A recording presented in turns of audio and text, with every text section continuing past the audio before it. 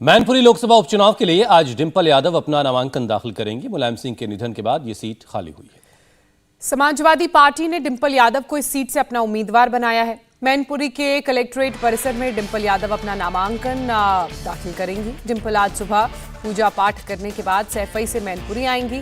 उसके बाद दोपहर 1 बजे से 2 बजे के बीच अपना पर्चा दाखिल करेंगी। डिंपल का नामांकन आज होगा और इसी दौरान अखिलेश यादव समेत उनके परिवार के दूसरे सदस्य भी उनके साथ मौजूद रहेंगे। हालांकि शिवपाल यादव ने अभी अपने पत्ते नहीं खोले हैं, लेकिन अखिलेश यादव की कोशिश होगी कि वो यादव परिवार के सारे दिग्गजों को नामांकन के दौरान इकट्ठा कर सके।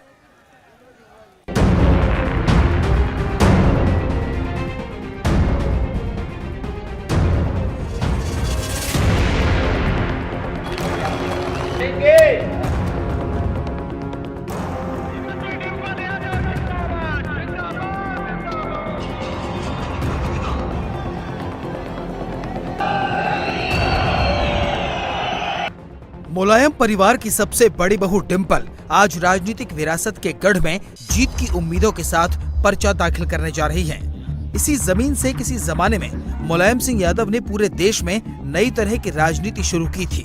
उनके निधन के बाद अब डिंपल को आगे करके अखिलेश यादव विरासत पर दावा ठोक रहे हैं।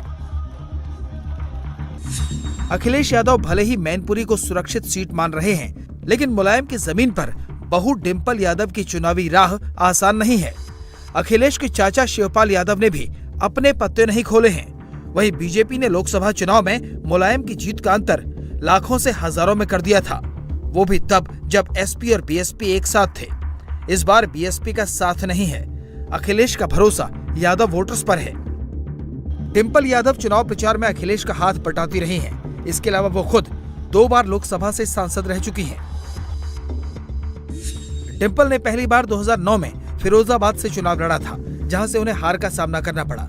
लेकिन इसके बाद 2012 और 2014 में वो 2 बार कन्नौज से जीतकर लोकसभा पहुंच चुकी हैं। हालांकि 2019 में उन्हें कन्नौज सीट पर करीब 12,000 वोटों के अंतर से हार देखनी पड़ी थी। डिंपल यूपी की पहली ऐसी नेता हैं जिनके नाम पर लोकसभा उपचुनाव निर्विरोध जीतने का रिकॉर्ड है। लेकिन इस बार दांव मैनपुरी में है। मैनपुरी में करीब 18 लाख वोटर हैं, जिसमें सबसे ज्यादा 4,30,000 यादव मतदाता हैं। शाक्य वोटरों की संख्या 3 लाख के करीब है। 2,000 के करीब क्षत्रिय वोटर हैं। दलित वोट करीब 1.5 लाख, तो वहीं 1,10,000 ब्राह्मण मतदाता हैं। लोध वोटर भी करीब 1 लाख के करीब है। 50,000 मुस्लिम मतदाता हैं, जबकि 20,000 के करीब वैश्य वोटर हैं। वोटों का ये समीकरण अब तक समाजवादी पार्टी को खूब रासा रहा था और 1996 से इस लोकसभा सीट पर साइकिल सरपट दौड़ रही थी। मुलायम सिंह यादव के निधन के बाद अब मैनपुरी लोकसभा सीट पर उपचुनाव हो रहा है। समाजवादी पार्टी ने डिंपल यादव को उम्मीदवार बनाया, तो वहीं बीजेपी जिताऊ कैंडिडेट के लिए मंथन कर रही है, जिसमें कई नामों पर चर्चा है। बीजेपी से जो नाम चर्चा में हैं, उनमें अपर्णा यादव जो मुलायम की बहू हैं, प्रेम सिंह शाक्य जो 2019 में मुलायम सिंह यादव को मैनपुरी सीट पर कड़ी टक्कर दे चुके हैं, रघुराज शाक्य और ममतेश शाक्य के नाम पर चर्चा चल रही है। बीजेपी जिलाध्यक्ष प्रदीप सिंह चौहान के नाम पर भी बीजेपी विचार कर रही है। अपर्णा यादव के नाम की चर्चा इसलिए भी तेज हो गई है क्योंकि अभी कुछ दिन पहले ही वो बीजेपी के यूपी प्रदेश अध्यक्ष से मिले थे। माना जा रहा है कि बीजेपी बड़ी बहू के सामने छोटी बहू को चुनौती देना चाहती है।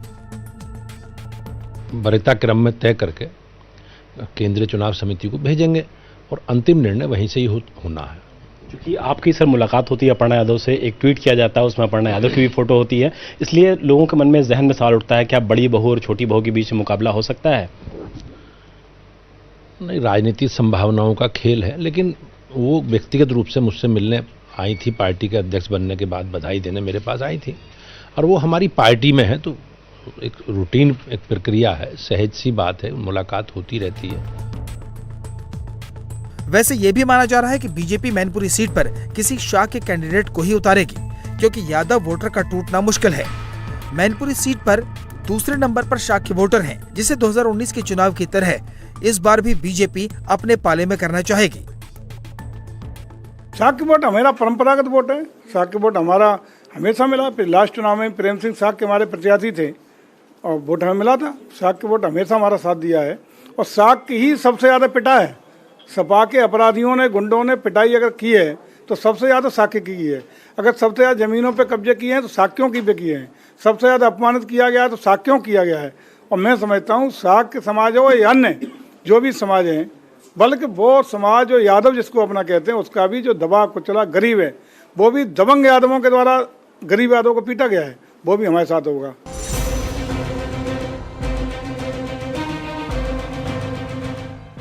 समाजवादी पार्टी के गढ़ कहे जाने वाले मैनपुरी में उपचुनाव है।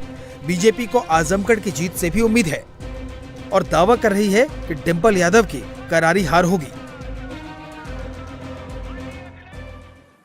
कन्नौज से आई हार के, फिरोजाबाद से हार के आई, अब मैनपुरी की बारी है हारने की। यहाँ भी हारेंगी वो, कोई दो राय नहीं है। वो 2 लाख के आसपास, 2 लाख से कम की हार उनकी नहीं होगी।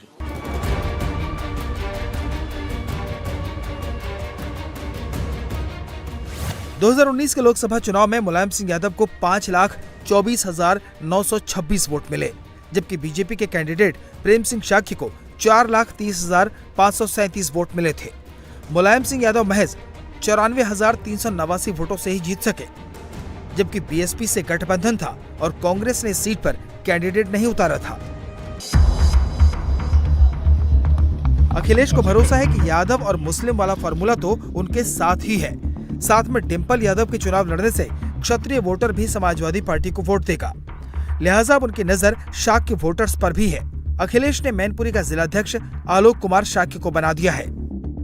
आलोक शाक्य आपके बगल में खड़े, इनको अभी आपने जिला अध्यक्ष बनाया 2 दिन पहले, तो शाक्य वोट मैनपुरी में कितना मायने रखता है? नहीं, निश्चित तौर पे उनका महत्वपूर्ण योगदान है।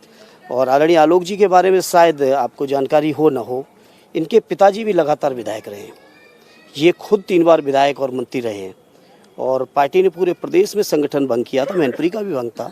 चूंकि यहाँ चुनाव आ गया है तो स्वाभाविक है जल्दी संगठन बनना था, तो आदरणीय राष्ट्रीय अध्यक्ष ने फैसला लेके आलोक जी को बनाया है। तो निश्चित तौर पे इनके अध्यक्ष बनने का और इनकी जो क्षमताएं हैं और जो अनुभव है, जो इनके साथ एक लंबा राजनीतिक अनुभव जुड़ा हुआ है, उसका लाभ पार्टी को मिलेगा।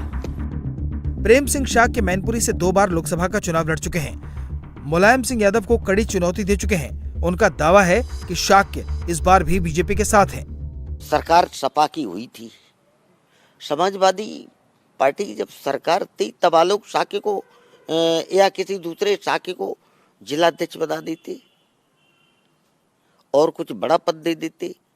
यहाँ पे लोकसभा में भी किसी शाक्य को उतार सकते थे उस समय, लेकिन नहीं उतारा। अब इस समय जिलाध्यक्ष बना देना मेरी समझ में तो कोई महत्व साबित नहीं होगा। तो शाक्य लोग किसके साथ हैं यहाँ पे? शाक्य के समय 100% प्रेम सिंह शाक्य के साथ है। 2019 के बाद मैनपुरी में काफी कुछ बदल चुका है, जिसको इन आंकड़ों से समझा जा सकता है। मैनपुरी में 4 विधानसभा सीटें हैं। 2017 में बीजेपी को केवल 1 सीट मिली, जबकि समाजवादी पार्टी को 3 सीटें मिली। लेकिन इसके 5 साल बाद 2022 के विधानसभा चुनाव में बीजेपी ने 4 में से 2 सीटें जीती और 2 सीट समाजवादी पार्टी के खाते में गई। मतलब लड़ाई कांटे की है। अखिलेश के लिए मैनपुरी का किला बचाना इतना आसान नहीं रहने वाला है। मैनपुरी के चुनाव में शाक्य की चर्चा ज्यादा हो रही है। बीजेपी कोर वोटर बता रही है। बीजेपी शाक्य कैंडिडेट भी दे सकती है और शाक्य को अखिलेश भी लुभाना चाहते हैं।